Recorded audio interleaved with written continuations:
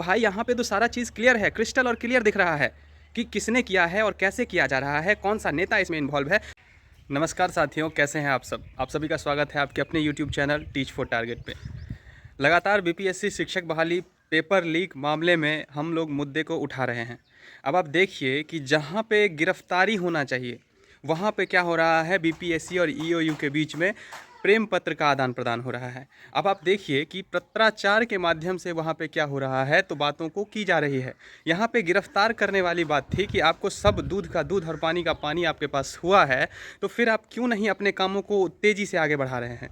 और वो इसीलिए नहीं बढ़ा रहे हैं क्योंकि आप भी समझिए कि इसमें अभी सामने में इलेक्शन है, तो सब लोग ये सोच रहे हैं कि जो नेता इसमें सामने में आएंगे तो उससे उस पार्टी की हानि होगी। तो यहाँ पे क्लियरली इस बात से समझ में आ रही है कि जो बड़ी मछली को बचाने के चक्कर में यहाँ पे क्या हो रहा है, तो छोटे छोटे लोगों को पकड़ा जा रहा है।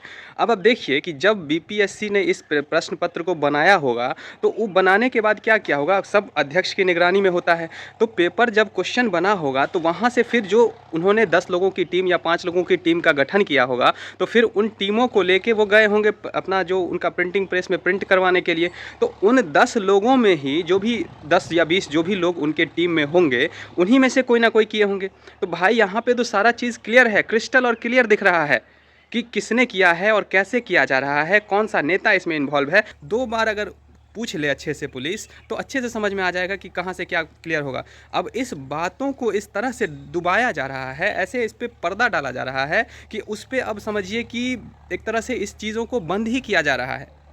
सिर्फ पूछताछ करने से क्या होगा, बात तो क्रिस्टल क्लियर है। आप पूछताछ कर रहे हैं उनसे, भाई आप लेटर के माध्यम से पूछ रहे हैं कि इसमें क्या हो सकता है, आप ही बताइए ना।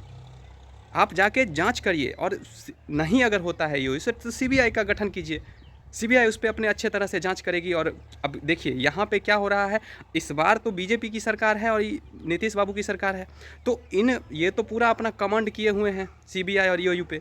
तो अब आप ही समझिए ना कि अगर ये अपोजिशन में रहती ना बीजेपी सरकार, तो क्लियर कर दिया रहता इतना दिन में।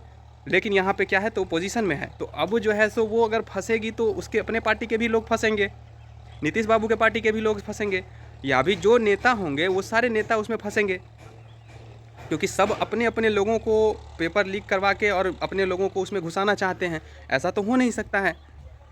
पेपर तो लीक हो गया तो भाई जब बातें सामने में आई तब ना सभी लोगों को पता चला। इससे पहले भी 2 पेपर हुआ है, पेपर 1 TRE 1 और TRE 2, उसमें कहाँ थे सब लोग, उसमें भी पेपर लीक हुआ होगा। अरे क्रिस्टली उन्होंने क्लियरली बताया था, जो हमारे अतुल बाबू थे जो बीपीएससी के चेयरमैन थे इससे पिछले वाले, वो क्या बताए थे, ऐसा ज़रूरी नहीं है कि पेपर जो दिखता है वही हो रहा है, ज़रूरी नहीं है कि पेपर लीक नहीं हुआ इसका मतलब जो है पहले क्वेश्चन आउट नहीं हुआ होगा। वो उनका बयान है, मैं नहीं दे रहा हूँ, आप देख लीजिएगा, आपको यूट्यूब पे मिल जाएगा उनका वीडियो। तो आप ही समझिए ना, जब आप इस तरह से बोल सकते हैं तो क्यों ये सारी चीज़ें सच क्यों नहीं हो सकती है। तो इस चीज़ को लेके हम सभी अभ्यर्थियों को आवाज़ ज़रूर उठाना चाहिए। बातें को जो हुई थी उसको दबाया जा रहा है, उसको कुचला जा रहा है। अब सिर्फ और सिर्फ जो है राजनीतिक मुद्दा बन के आ रही है। राजनीतिक मुद्दा के लिए सभी राजनीतिक पार्टी अपना अपना जो है वो बात रख रही है। इस बात को दबाया जा रहा है, जो अभी खास करके शिक्षक बहाली को लेके एक बड़ा मुद्दा था, इतना बड़ा जो पेपर लीक कांड हुआ है, इसको दबाया जा रहा है। और सिर्फ पत्राचार के माध्यम से, क्वेश्चन के माध्यम से एक दूसरे को क्वेश्चन पूछ रहे हैं कि आपने ऐसा क्यों किया। उन्होंने वो फिर जवाब देते हमने ऐसा इसलिए किया। अरे भाई क्वेश्चन पूछा पूछी से क्या होगा, इतना दिन से परीक्षा हो गया ना, समय तो हो गया, इतना दिन में आप तो बहुत सारा चीज़ क्लियर कर लिए होते। तो अभी तक ना ही तो क्लियर हुआ है बातें, ना ही खुल के सामने में आ रही है। इतना दिन में तो सारा चीज़ क्लियर हो गया रहता।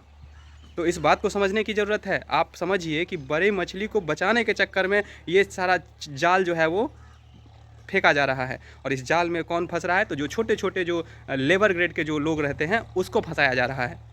वो लोग फंसाए नहीं, वो लोग किए होंगे काम ग्राउंड स्तर पे, तो जो लेबर ग्रेड के लोग होते हैं वही काम करते हैं। अपर ग्रेड के लोग जो करवाते हैं वो तो घर में एसी में बैठ के अपना फर्स्ट क्लास काम करवाते हैं।